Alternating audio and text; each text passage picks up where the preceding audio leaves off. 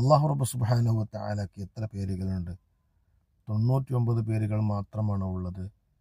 അല്ല, അള്ളാഹു തആലക്ക് ധാരാളം പേരുകളുണ്ട്. അതിൽപ്പെട്ട ചില പേരുകൾ മാത്രമാണ് ഈ 99, അല്ലെങ്കിൽ ഒരു ഹദീസിൽ വന്ന പ്രസിദ്ധമായ പേരുകളാണ് അസ്മാഉൽ ഹുസ്ന എന്ന് നമ്മൾ വിളിക്കുന്ന ആ 99 പേരുകൾ. അതിൽ തന്നെ നമ്മൾ ആദ്യമായി പറയുന്ന അള്ളാഹുവിൻ്റെ പേര് ഏതാണ്? അർ റഹ്മാൻ അർ റഹീം. നമ്മൾ ഏറ്റവും കൂടുതൽ അള്ളാഹുവിനെ വിളിക്കുന്ന പേര് ഏതാണ്? അള്ളാഹ് എന്ന കലിമത്തുണ്ട്, അത് കഴിഞ്ഞാൽ പിന്നെ ബിസ്മില്ലാഹി അർ റഹ്മാനി അർ റഹീം. ഒരുപാട് അസ്മാഉൽ ഹുസ്നയിലുണ്ട്, അല്ലാതെ പേരുകളുണ്ട്, എങ്കിൽ കൂടുതൽ നാം അള്ളാഹുവിനെ വിളിക്കുന്നത് അർ റഹ്മാനി അർ റഹീം എന്ന ആ രണ്ട് സിഫത്തുകളെ കൊണ്ടാണ് ബിസ്മി ചൊല്ലുമ്പോൾ. ഫാത്തിഹ ഓതുമ്പോഴോ അൽഹംദുലില്ലാഹി റബ്ബിൽ ആലമീൻ അർ റഹ്മാനി അർ റഹീം.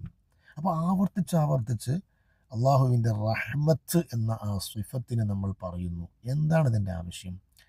നമ്മളൊക്കെ അള്ളാഹുവിൻ്റെ റഹ്മത്തിലേക്ക് വല്ലാതെ ആവശ്യമുള്ളവരാണ്.